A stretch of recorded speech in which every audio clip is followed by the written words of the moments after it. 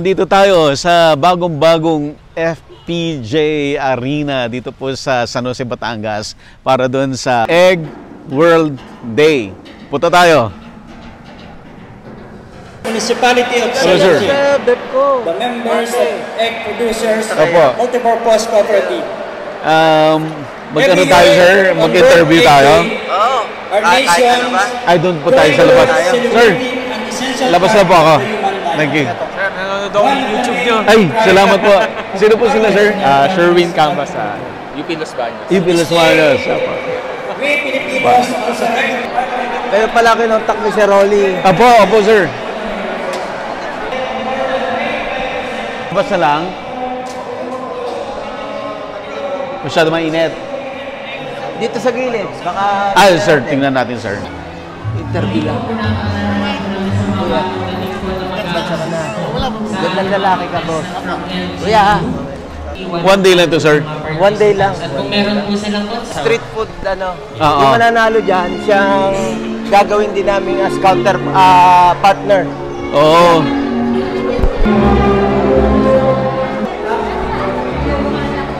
Malaki rin yung sir, poultry mo, yung layer mo. Kaunti lang. Small scale lang. Oo.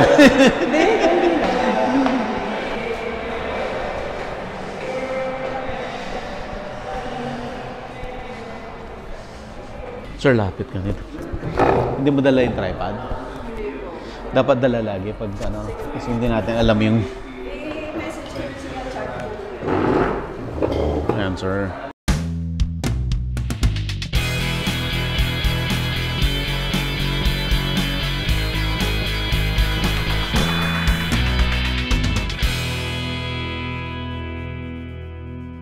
Available na po ang agribusiness merch sa Shopee. Ang link nasa description box.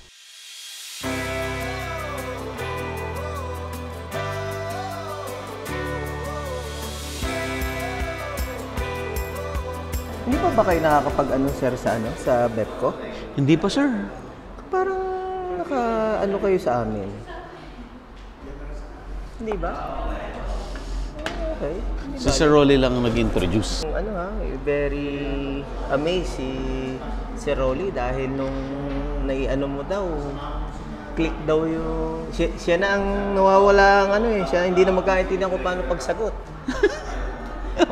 Pero I know their agribusiness. Ang agribusiness naman talagang kilalang kilala. Thank you, sir. Ko rin kayo. Ay, thank you, sir. Sir, ano po yung full name ninyo? Ako ay, full name ko is Victorino Michael Lescano. Lescano. You can call me Mike.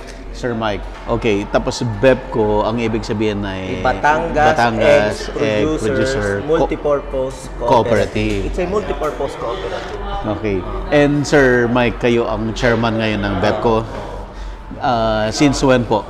2010. Wow. So, medyo... isang dekada na. Isang dekada na. Okay, kamusta naman, sir? Kamusta? Ayos naman. Well, ito yung ginagawa ng BEPCO. Number one ay kasama sa pagpo-promote ng itlog.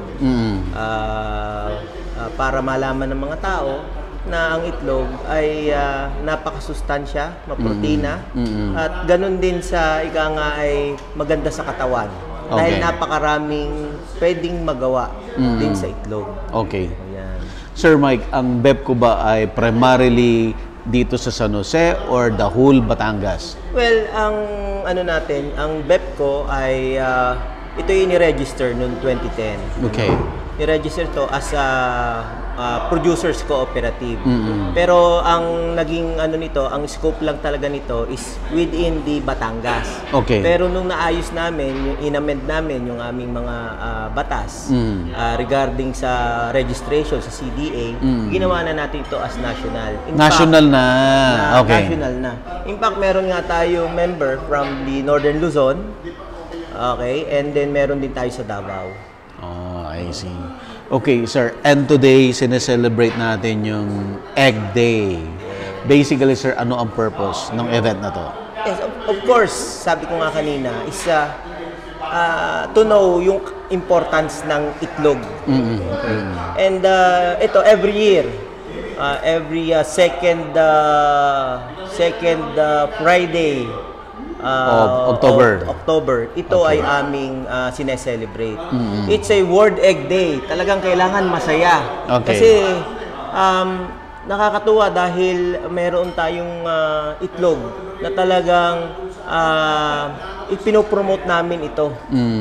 And to know, alam mo yung vision namin talaga, nakalagay dito yung aming tema. Sige, sir. Okay? Ang tema namin dito is eggs for healthy future. Okay. Oo. Okay? So, ang vision namin is 365. Kung bakit 365? Diba? Kailangan ng isang Pilipino kumain ng isang itlog araw-araw. At yan ang aming para dumami ang konsumo. Okay? Makatulong din sa ating industriya. Maging sustainable ang hanap buhay at business ng isang farmer. Okay. Sir, na-mention mo yung industriya. Kumusta po ang egg industry ng Pilipinas? Maraming challenge pagdating sa egg industry. Okay. Sabi nga namin, para kaming minsan ay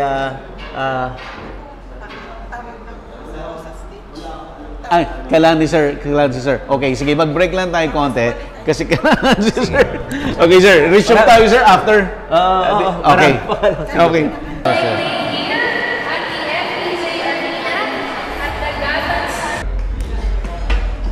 Nakakain na kayo? Opo. Sigurado, ha? Opo, habang hinihintay namin kayo, sir. Okay. Sir Mike, ituloy lang natin, no? Tuloy natin. Kumusta yung industriya ng egg production or table egg dito sa, kaya ba buong Pilipinas ang pag-usapan natin? Okay.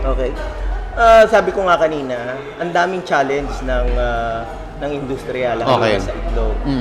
Diyan yung bird flu. Okay. Andyan din yung mataas na production cost. Kagaya ng pagtaas ng mga kurudo, pagtaas ng dalat. Kasama lahat yan. Pagtaas ng mga cost na ginagamit namin sa aming farm, like feeds. So, sabi mo nga kanina, kahit papaano, ang ginagawa namin is to sustain yung ating industriya. Sustainability, yan ang aming dito, para sa future ng ating sunod na henerasyon. Okay. Well, kung sasabihin mo ang supply, ang Batangas, lalo na itong San Jose, ito ang egg basket of the Philippines. Okay? Narito ang nasa mga 15,000 heads.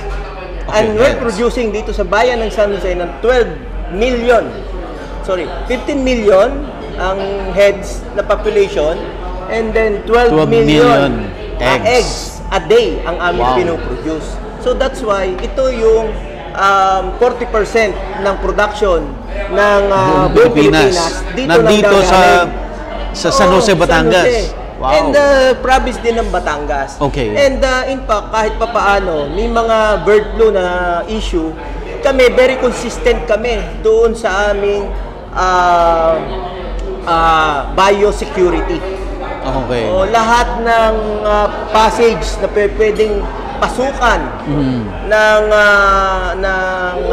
ng bird flu, pero lang yung itaas, yung mga ibon, ay aming ginagawa ng paraan. Kasi ito na talaga yung pinakamaraming producer ng itlog. At kung ito pa ang tatamaan, maaaring magka-problema tayo sa supply. Ang supply ng San Jose ay hindi lamang sa Maynila. Okay. Buong Calabarzon, as well as nagtatawid dagat na tayo. Meron tayong Bisaya, meron tayong Mindanao. Oo.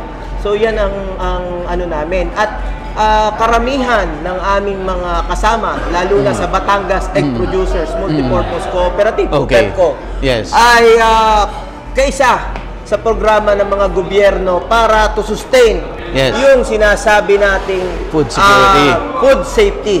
At food security ng ating bansa. Okay. Sir Mike, gaano kadami ang players ng egg layer? Well, kung tatanungin mo dito sa San Jose, daan o libo na kami na players. Okay. Oo. So iba-iba yan. malalaki, backyard, kasama medium. na ang kasama na ang maliliit, yung nasa medium, at Okay. yung mga malalaki. Pero ang very significant dito, nagsimula sa maliit, naging medium, naging malaki. So, Yung mga players na yan. Which is, Okay. yun ang inaano rin ng BEPCO. Okay. Akayan tayo. Kung wag mo sasabihing maliit ka ngayon. Okay. Kasi someday, sa pagtulungan natin, Oo. pagkakaisa natin, ay sabay-sabay tayong aangat. Para doon sa medium at sa mapalaki mo pa. Sige, sir. Sir, ano ang advantage ng merong co-op kagaya ng BEPCO sa isang industriya kagaya ng layer? Oo. Alam mo, ang paghawak ng isang kooperatiba ay hindi ganong kadali. Yes. Napakahirap hawakan ng isang kooperatiba. Ngunit pag ang unang ginawa talaga ng BEPCO is to professionalize lahat ng mga magsasaka, lahat ng players, lahat ng stakeholders, lahat ng member. Kailangan kasi may paunawa muna namin ano ang may paintindi natin, ano ang kahalagahan ng isang kooperatiba para sa iyo. Okay, ang kagandahan ng isang kooperatiba ay sabi nga, ito ay pantay-pantay tayo. Walang mayaman, walang mahirap. Yung maliliit, aakayin mo. Yan ay base doon sa prinsipyo na ay nakalagay doon sa policy ng isang kooperatiba. Na kaya ang maganda dito, pag kayo ay sama-sama, maraming mga benepisyo, kagaya ng mga programa sa gobyerno nakatingin sa iyo ang gobyerno kung kaya mong i-execute ang mga projects. At kami ay nabigyan din ng government. Madami ng naibibigay sa amin, and kahit papaano na-execute namin ng maayos. Okay? Para sa sustainable ng aming negosyo. Okay. Sir, dahil sa maganda ang samahan, no? Organize ang mga farmers, malaki, maliit. Kumusta, sir, ang presyo? Kasi yan ang laging ano nyo ba? Na kukontrol nyo ba? Nadidikta nyo ba ang presyo para bawat farmer ay mag-benefit? Alam mo, ang pag pinag-usapan natin ang itlog, it's a market-driven talaga yan. Okay. Hindi tayo pwedeng magdikta na ito ang presyo. Okay. Okay? Base yan sa, parang sa isang negosyo na, alam natin, negosyo rin yan, na kung ano yung ginagastos mo, naggastusin. Siyempre, nagpapatong lang kami ng konti. Pero, lately, sabi nga natin, isa't kalahati hanggang 2 taon. Last year, nagsimula na ito nung 2021, nagsimula na kami na talaga napakababa ng presyo. Bakit? Ang daming nalugi, ang dami ring nawalang hanap buhay. Dahil hindi nakakaya nilang i-sustain yung negosyo nila. Dahil nga sa taas ng gastos. At napakamura namang ipagbili sa merkado. Bakit? Nag-oversupply. Pag nag-oversupply, syempre, wala tayong magagawa dyan. Okay? Kung ano man ang idikta sa amin ng merkado, yun din ang aming susundin. Pero ngayon, sabi nga nila, ngayon ay nahabol na, yung gastos ay kahit papaano, na-absorb na namin.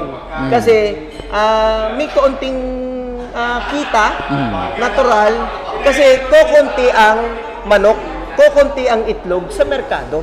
Ngayon. Kasi tinamaan nga ng bird flu at yung iba naman ay nagsarado na. Okay. Sige, sir. Ano pa, sir, ang mga concerns ng industry? Ang concern talaga ng industry is number 1. Kaya ginagawa namin itong World Egg Day is to promote our egg. Okay. Eggs for a healthy future. Okay. At ang itlog ay sabi natin, ito'y napakahalaga sa hindi lamang sa basta pagkain, di ba? Kung marami itong pwedeng magawa. Na dito si BEPCO, ang Batangas Egg Producers Multipurpose Cooperative, to innovate. I-adapt namin ang technology. Having said na ngayon, yung nagsimula kami sa Egg in a Bottle. Okay. Oo, na may produkto kaming tatlo na egg white, whole egg, at saka yung ating egg yolk. Okay. Oo. And then, from there, nagkaroon kami ng mga frozen egg, nagkaroon kami ng fertilizer out of the shell and Okay. chicken manure. Oh, wow. And then, itong latest, nagkaroon na kami ng powdered egg, which is... Powder egg. Powdered egg. Okay. Oo, napakahalaga ng powdered egg. Ang inaano kasi ni Bepco yung shelf life, yung Yes, hindi yes. basta masisira si itlog. At ano pa ang pwede? Yung pwedeng mapakinabangan ng lahat. Yeah. Walang sayang sa itlog. Okay. Kahit sa manok, walang sayang dapat. Kahit sa itlog, walang sayang. Even the feather, pinag-aaralan namin. At dadating nga ang araw, alam mo sir, dadating ang araw, yung sa research namin na ginagawa, ay yung itlog, nag-study kami na may konti kami extract na good for the heart. Okay. Okay, heart. Na parang everyday kailangan mong uminom para sa ikagaganda ng iyong puso. Okay. And in fact, nasa R&D na rin kami for the collagen. Oh, talaga. Oo, Wow. nadyan na kami. At napakarami pang ginagawang research ng Bepco. Sabi nga namin, we will innovate and upgrade kung ano man ang meron sa itlog. Hindi basta simpleng itlog na nakita mo. Marami pang pwedeng magawa para sa itlog. Okay, sir. Kung mapupunta tayo doon sa processing aspect, gaano kalaki ang ilalaki pa ng industriya? Sa ilalaki ng aming ay siguro ang titingnan namin, ang binabase namin talaga ay kung ano muna yung pangangailangan. Okay. Ng merkado. Okay. Pero nakita namin napakalaki na pwede pang gawin. Oo. Pwede pang... Oo, kasi meron nga tayong 12 million eggs a day. Ang mga member namin dito halos nagtatawid dagat. So, ang inaano nga namin, yung 20% lang ng kanilang production ay aming i-produce, gawin. Okay? Para doon sa innovation, yun ang ginagawa namin. Oo. So, napakalaki pa ng potential, napakalaki pa ng opportunity.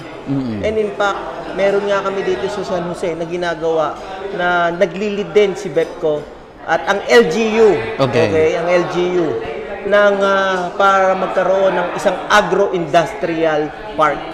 Oo. Na yan ay kasalukuyang ginagawa na. Okay, sir. Na-mention mo yung powdered egg. Saan gagamitin itong powdered egg? Alam mo, maraming pinagagamitan ang powdered egg. Okay. Bakery, Okay. sa mga institution, sa mga noodles, pwede yan. Even sa mga restaurant, ginagamit yan. Even sa mga fast food, ginagamit yan.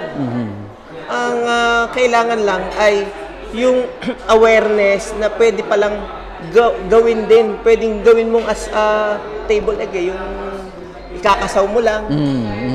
Pwede na sa scramble. Okay. Lalagyan mo lang ng tubig. Pwede na. Parang instant. Oo, instant. Diba, may mga instant noodles, may mga instant tayo. So, instant ito, itlog. Na very, ay handy. Hindi yung may dala kang itlog, mamaya mabasag pa. Ito, nasa pouch lang. Oh, meron kang mantika. O meron kang tubig, kakasawin mo lang, lalagay mo lang doon, itlog na. Okay. Ang shelf life nito, mga 2 to 3 years, pwede namin gawin. Yun ang kagandahan nun. At very, very affordable ang kailangan mangyari. Sir Mike, yung industriya ninyo ay organized, di ba? Ano kayo? Organized kayo.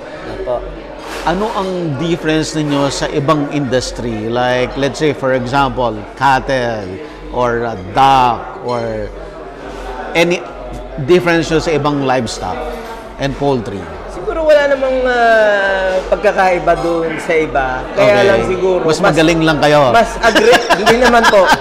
Mas agresibo si Bepco. Mas Pag tinanong mo agresibo. si Bepco, mas agresibo. Ang sikreto, nagkakaisa kami. Okay. Nagkakaisa ang mga taga San Jose. nagkakaisa ang aming kooperatiba at isinusulong namin ng maganda at pinopromote namin ang aming hanap buhay, yung pag-iitlog. Yun ang kagandahan nun. At magagaling din siguro yung mga tao rin namin.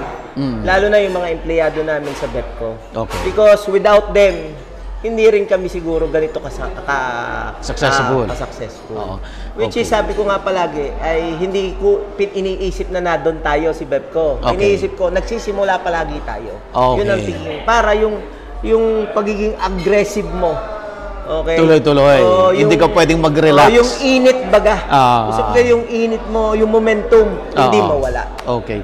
Sir, na-mention mo kanina na, ang egg is market-driven. Yes. Okay, so, ibig sabihin, it's a law of supply and demand. Yes. Okay. Sir, paano natin may iwasan na mangyari yung oversupply at maraming malugi? Okay. Number one, ang inaano namin, yung supply ng parent stock coming from sa ibang bansa. Okay. Yung pagpasok nun. Okay. Kailangan kasi itama natin. Tama natin yung numero. Okay. Ano yung kinukonsumo na kailangan at yun ang dapat naming gawing production. Okay. At least na doon yung balance. Okay. Okay, pag-balance. Ngayon, pag dami ng parent stock dito sa atin, dadami ang manok. Yes, yes. Pag dami ng manok, dadami ang production ng itlog. Pag dumami ang production ng itlog, doon na sinasabi yung supply ay madami. Yes. Okay, and then the demand. Pero ang ano naman yan, sasabihin natin, pag season ng yung katulad nito, yung economic activity, yung pagpasok ng mga estudyante, lalo na pagpasok ng beer, talagang napakataas ng demand ngayon. So kung mataas ang demand, nagkukulang ba kayo? We make it a point na may mga sa ngayon talaga kung bakit nagkukulang, meaning ko, dahil yung iba tinamaan, wala. Tinamaan, okay. Pero in terms naman ng supply, nasusupplyan naman din natin. Okay? Nasusupplyan naman din natin. So, si Batangas, siya na yun ang at San Jose, siya na ngayon ang pinagkukunan ng napakalaking supply pagdating sa itlog. May mga tinamaan, okay, so nagsara. Ano ang chances ng mga tinamaan na to? Babalik pa ba sila or magkakaroon ng mga bagong players? Yes. The problem sa ngayon, wala pa tayong vaccine. Wala pang bakuna. Which is sa ibang bansa, sa Asian country, marami ng vaccine. Okay. Okay. Considering na marami akong mga kaibigan sa North na nag-alaga noon na tinamaan, tapos nag-alaga uli, tapos tinamaan uli. Okay. Dahil yung migratory bird, hindi mo naman yan mapipigilan. Yes. So, usually, pagdating diyan ang migratory bird, doon sa Central Luzon, doon yung napunta. Okay. Dito mga Kandaba, ganyan. Yes. So, we're blessed. Dahil ang Batangas, wala rito? Wala. Hindi kami tinatama. At ang nangunguna dyan ay yung samahan din ng BEPCO. Okay. At itong bayan ng San Jose. Okay, sir. Masasabi mo ba magandang negosyo ang egg layer? Yes. Magandang negosyo ang egg layer. Ang ano nga lang dyan, talagang maintindi. Kailangan ikaw talaga on hand ka pagdating sa hanap buhay. Okay. At kailangan may passion ka. May puso ka sa agriculture. Yes. Without passion, without heart, yan lang yan ang sikreto. Yun ang sikreto talaga. Okay, sir. Meron pa bang chance yung mga iba na gustong pasukin ang industriya na to? Oo. Ang populasyon natin ay hindi sa pabawas. Ang populasyon ay sa padami. Okay. So, maraming opportunity. And we need food security. Okay. That's why, ito nga ang ginagawa ni BEPCO. Nagkakaroon kami ng mga ganitong programa, promotion, marketing. Pumasok na kami sa closed loop farming. Ano po yan? Yung closed loop farming ay from the yung lahat ng ginagamit naming paggawa ng feeds. Kagaya ng mais, halimbawa. Pumasok kami sa programa ngayon na mayroong magpapatanim kami ng mga mais. And then, pag nakapagpatanim ng mais, yun namang aming organic fertilizer na pinoproduce ay siyang gagamitin ng mga farmer na yon. And then, pag meron kaming mais, okay, imbis na kami ay kung saan-saan pakukuha, yung logistic cost, bababa yung cost namin. Dadalhin namin yan sa feeds, sa feed mill, para gawing ihalo sa aming feeds. Kasi ang mais ay 50 to 55%. Yan ang ginagamit namin. 50 to 55% doon feed. Included ay nanggaling sa corn. Oo, nanggaling sa ano. Kaya kami ay sabi nga namin, pinasok namin ito para bumaba ang cost of production namin to sustain our yung aming hanap buhay, operation. So, yung mga ganong factor. So, lahat ay ini-involve namin para ibig sabihin walang kawala. And then si Bepco naman, pag na-produce yung itlog sa farm, dadalhin sa Bepco at ma-market naman. Yes, i-innovate namin. Through innovation, kung ano mga aming gagawin at kami na magma-market. So paikot na nag-i-evolve siya. Yes. Nag-i-evolve siya. Nag-i-evolve siya. At yun ang ginagawa namin for the closed loop farming. Yun ang isa. Closed loop farming. Yeah. Maganda yan. Sir, bigyan mo nga ako, sir, ng 5 na pinaka-importante na dapat gawin para maging successful sa egg layer production business. Okay. 5 ha? 5. Okay, 5. Number 1. Number 1, sabi ko nga, kailangan may puso ka. Okay. May puso ka sa iyong hanap buhay. Okay. May puso ka. Kung ano yung gusto mo, kung ano yung masaya ka. Hindi yung basta kailangan na nakita mo lang, ay umaman siya dahil sa pag-iitlog. Pag-iitlog din ako. Hindi ganon. Okay? Kung may puso ka, kailangan may passion ka. Okay. Passion, number 2 na? Number 1 pa rin. Number 1 pa rin yan? Yung passion. Okay, passion. Okay. Kailangan, alamin mo, meron kang, syempre naman, alamin mo yung negosyo ng pag-iitlog. The ins and outs of the business. Yes. Alamin mo. Alamin mo yung market. Okay. Alamin mo yung tamang quality ng manok. Okay? Tamang quality ng feeds na iyong papakain. Kailangan alam mo yan. Okay. Number 3. Okay? Kailangan maganda rin ang iyong facility. Siyempre. Dapat susunod ka ba sa modern or technology somehow? Yes. Tama. Dahil sa panahon ngayon, kailangan magandang technology mo. Bakit? Dahil, siyempre, yun ang paglalagyan ng manok mo, yun ang pag-aanuhan mo, di ba? Kailangan maalwan, maayos, di ba? Yung sinasabi ko kanina, yung management. Okay, kung paano ka magiging sa management. Okay? At yung nutrition at saka yung sisiw na alagaan mo, kailangan alam mo rin. Okay. Meron kami dito na sinasabi. Pang-ilan na yun? Yung nutrition and wala pa yun? Ganito ang sikreto ng yung sikreto. Una, kung gusto mo, di ba yung puso? Okay. Okay, anuin ko na lang. Okay. Pero ang una, kailangan yung manok, yung breed ng sisiw. Yung breed. Okay. Kailangan alam mo yan. After the breed, okay, yung sinasabi nating feeds, yung nutrition.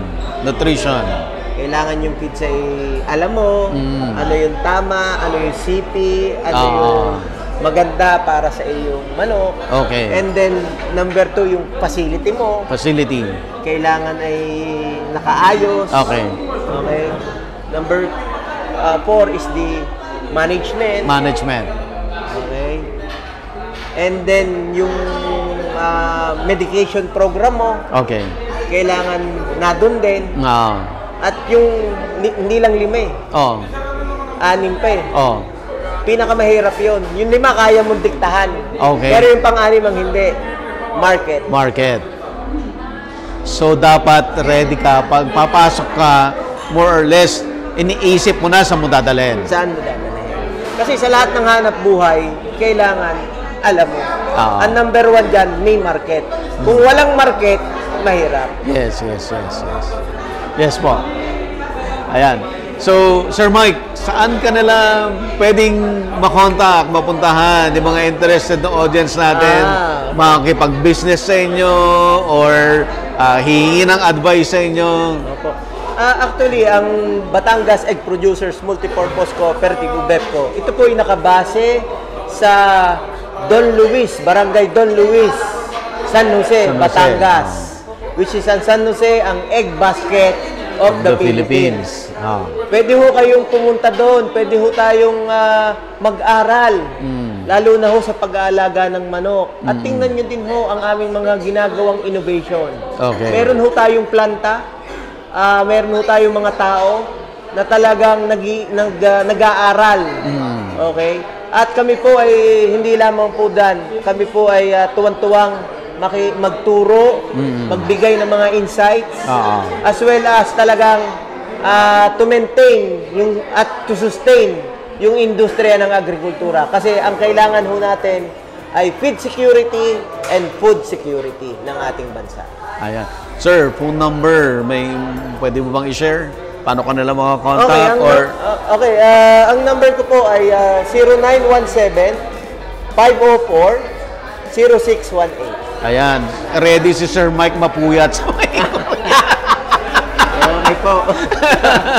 Sir Mike, I hope na makapag-schedule tayo ng another day na libutin naman natin yung co-op. Pakita naman natin yung operations nyo para other co-ops nationwide, may inspire naman sila sa ginagawa ninyo. Amin po kayong iniimbitahan at kami po ay it's our privilege na kayo po ay aming tanggapin sa amin pong opisina. Ayan. Thank you. Thank you very much, sir. Salamat. Okay? Awarding na. Tara na, doon na rin, baba na rin tayo. Yes po. Na YouTube po YouTube, sir. YouTube. Sige po. Saan po kayo, sir? Sa ano rin? Sa co-op? Oo. Net ko rin. Ako po mag-aaral, sir. Paano na rin kami nasa... Hello, sir. Hello, sir. Apa. Sir, salamat po. Sir, salamat po.